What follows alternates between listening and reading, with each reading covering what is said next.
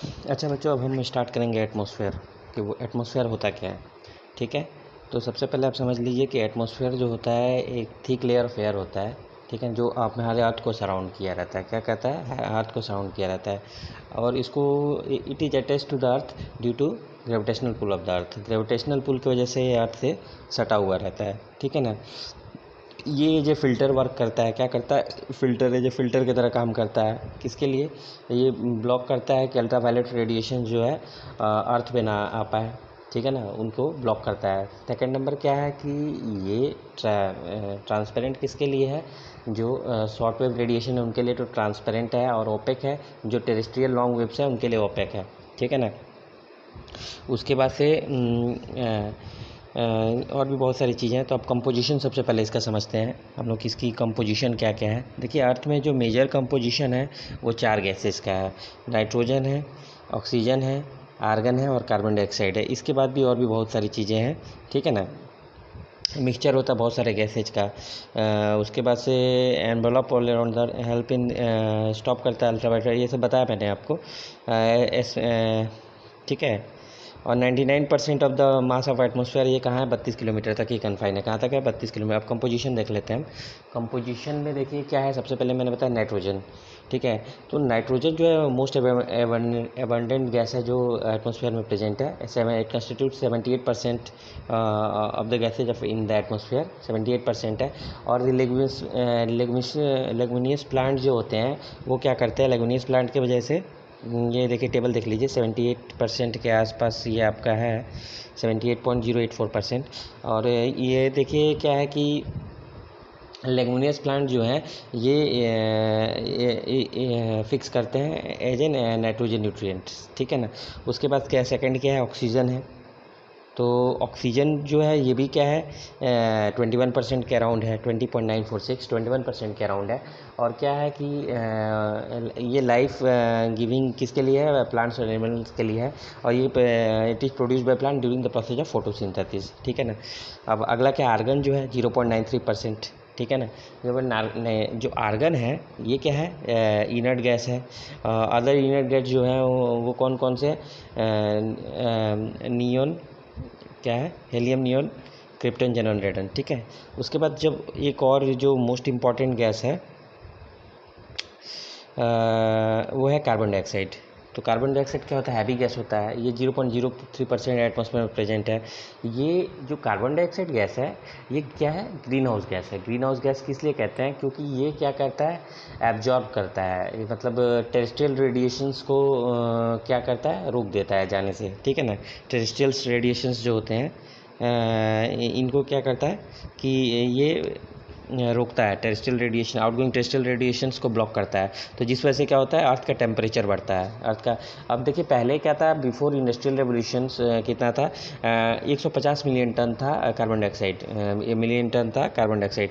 लेकिन अभी कितना है? एट प्रेजेंट कितना है? 250 मिलियन कार्बन डाइऑक्साइड। अभी कितना है? 250 मिलियन कार्बन डाइऑक्साइड है।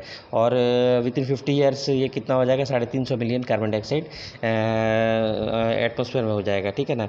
तो इसको क्या है कि इसको रोकने के लिए जो कीटो प्रोटोकॉल, इसके लेवल को कम करने के लिए कौन सी इंटरनेशनल कंसेंसस बनाई गई है? कीटो प्रोटोकॉल बनाई गई है, जो कि 1997 में। ठीक है ना। अब देखिए अगला क्या है इंपॉर्टेंट, उसके बाद ओजोन गैस। ओजोन गैस ये बहुत इंपॉर्टेंट गैस है। ये कहाँ पे प्रेजेंट है? स्ट्रेटोस्फेयर में प्रेजेंट है। ठीक है ना। ये मेनली जो है 15 से 50 किलोमीटर के बीच में फैला है। लेकिन मेजर डिस्ट्रीब्यूशन जो इसका है वो कहाँ है? 10 से 50 किलोमीटर। मेजर डिस्ट्रीब्यूशन है 10 से 35 किलोमीटर के बीच में। ठीक है ना। और ये क्या करता है? ये ब्लॉक करता है जो हार्मफुल अल्ट्रावायलेट रेडिएशन होती हैं उनको अर्थ पे आने से रोकता है। ठीक है। और अल्ट्रावायलेट रेडिएशन और को अर्थ पे आने से इसलिए क्या करता है? ये रोकता है। ठीक है ना। और देखिए इसको नुकसान कौन पहुंचा रहा है? ये नुकसान पहुंचता है जो नाइट्रोजन डाइऑक्साइड होते हैं। नाइट्रोजन डाइऑक्साइड जो होते हैं एयर जेट से निकलते हैं। उसके बाद फ्लोरोकार्बन जो एसीज और रेफ्रिजरेटर से निकलते हैं वो इसको क्या कर रहे हैं? डैमेज कर रहे हैं। ठीक है ना। और इसको कौन डैमेज कर रहा है? Are harmful to this layer. और अगर ये ओजोन लेयर नहीं होता है तो जो अल्ट्रावायलेट रेडिएशन है अगर वो पृथ्वी पे आ जाती हैं तो जो ह्यूमन है उनको क्या various type of skin cancer और भी बहुत सारे डिजीज़ हो सकते हैं, ठीक है ना।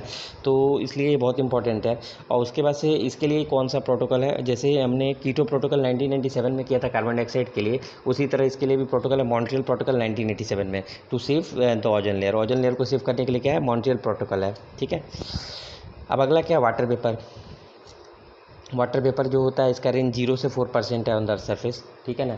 जैसे वाटर वेपर का कंटेंट होता है वो इक्वेटर पे ज़्यादा है, 4% है, और पोलर रीजन्स और डिजर्ट में 1% के अराउंड है, ठीक है ना। तो ये वाटर वेपर जो होते हैं ये वाटर वेपर देख लीजिए, पोलर रीजन्स में the amount of water vapour क्या होता है कि वो डिक्रीज होता है अगर तो आप किधर जाओगे, इक्वेटर से पोल्स की तरफ जाते हो तो, ठीक है ना। 4% उस तरफ है। उसके बाद से ड्यू टू टेम्परेचर की वजह से वहाँ पे और half of the water vapour है वो कहाँ पे है, 2000 किलोमीटर्स के अंदर ही है, ठीक है, कन्फाइंड टू 2000 मीटर्स। ये कार्बन डाइऑक्साइड की तरह वाटर वेपर भी क्या होता है, ग्रीन हाउस गैस होता है, ठीक है ना। As it increases the temperature of the earth, ठीक है ना। और वाटर वेपर जो है द वाटर वेपर जो अराउंड 0.35% जो वाटर वेपर है वो हाइड्रोस्फीयर का प्रेजेंट है एटमॉस्फेयर में, ठीक है ना। वाटर जो है हाइड्रोस्फीयर का प्रेजेंट एटमॉस्फेयर में। देखिए क्या होता है ये थ्रू द प्रोसेस ऑफ क्या होता है, प्रेसिपिटेशन, क्या कहते हैं, सॉरी, तो ये जो होते हैं किस प्रोसेस से, वेपराइजेशन की वजह से वाटर बॉडीज से वेरियस वाटर बॉडीज और फॉर सरफेस से ये क्या होता है एटमॉस्फेयर में चले जाते हैं, ठीक है ना। और ये जो कंडेंसेशन और प्रेसिपिटेशंस की वजह से क्या क्या वेरियस फॉर्मेशन फॉर्म करते हैं, जैसे क्लाउड्स हो गया, फॉग हो गया, उसके बाद से रेन हो गया, ठीक है ना।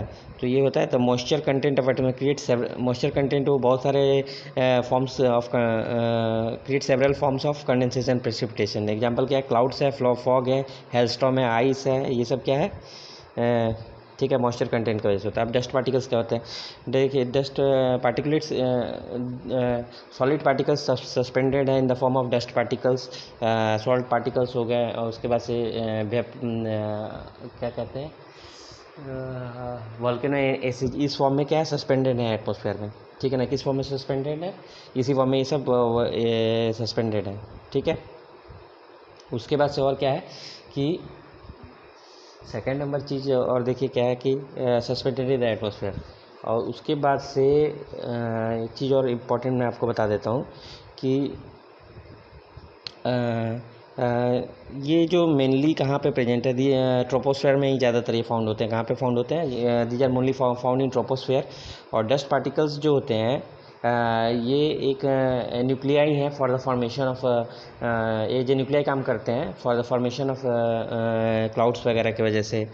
Dust particles in the formation of water clouds in various form of condensation and precipitation, ठीक है ना।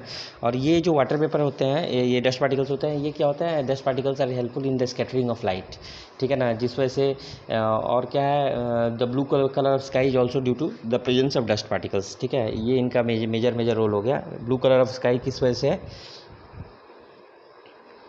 Around this dust particle thus clouds are form.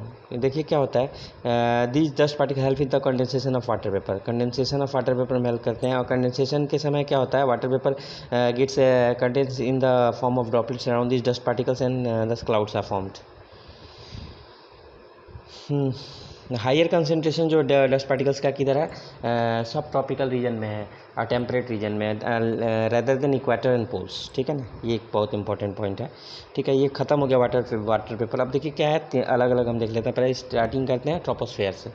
ST सबसे नीचे वाला लेयर क्या होता है, ट्रोपोस्फेयर होता है। ये कहाँ तक एक्सटेंड है, ये देखिए इसका एक्सटेंशन है, ट्रोपोस्फेयर है, फिर स्ट्रेटोस्फेयर, मीसोस्फेयर, आयोनोस्फेयर और एक्सोस्फेयर, ठीक है ना। 16 टू ये जो एक्सटेंड है 6 to 8 16 से 18 किलोमीटर है इक्वेटर्स के तरफ से देखेंगे तो इसका एक्सटेंशन है, और 6 से 8 किलोमीटर है सॉरी, 16 टू स्ट्रेटोस्फेयर देख लो, 16 से 18 किलोमीटर है इक्वेटर की तरफ और 6 से 8 किलोमीटर है पोल्स की तरफ, ठीक है ना। इसमें क्या होता है, इंक्रीजिंग हाइट के साथ टेम्परेचर रिड्यूज होता है। पर 1000 मीटर कितना टेम्परेचर, 6 डिग्री सेल्सियस टेम्परेचर कम होता है। सारे वेदर फेनोमेना जो होता है वो ट्रोपोस्फेयर में ही होते हैं, जितने भी वेदर फेनोमेना होते हैं ट्रोपोस्फेयर में ही होते हैं, ठीक है ना।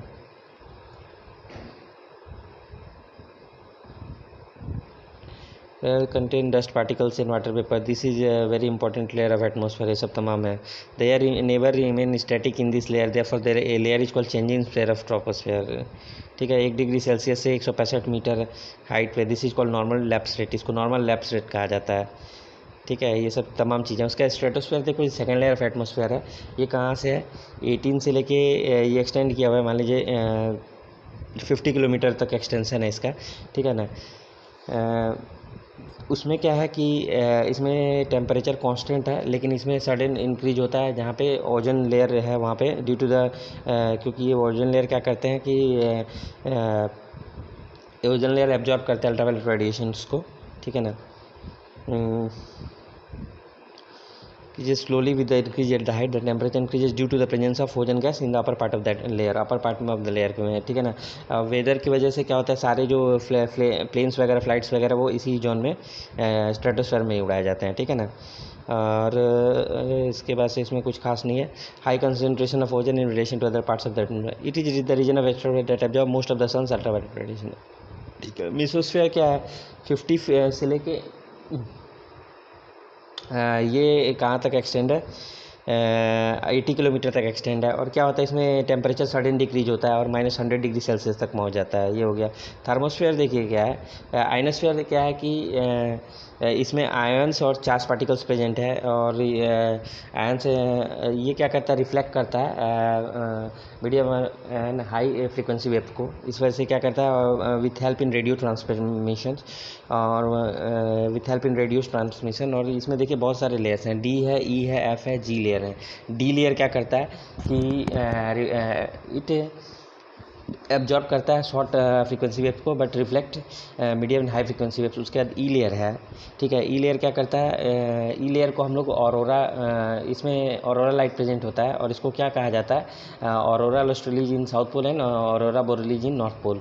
और this layer reflects medium high frequency waves, ठीक है। उसके बाद एफ लेयर है, इसको एपल्टन लेयर कहा जाता है, ठीक है ना। ये भी रिफ्लेक्ट करता है क्या, this reflect medium high frequency waves, radio waves है। उसका जी लेयर लास्ट लेयर है, जी लेयर क्या करता है, reflect medium high frequency and सारे वेव्स को ये short medium high frequency waves सबको रिफ्लेक्ट कर देता है।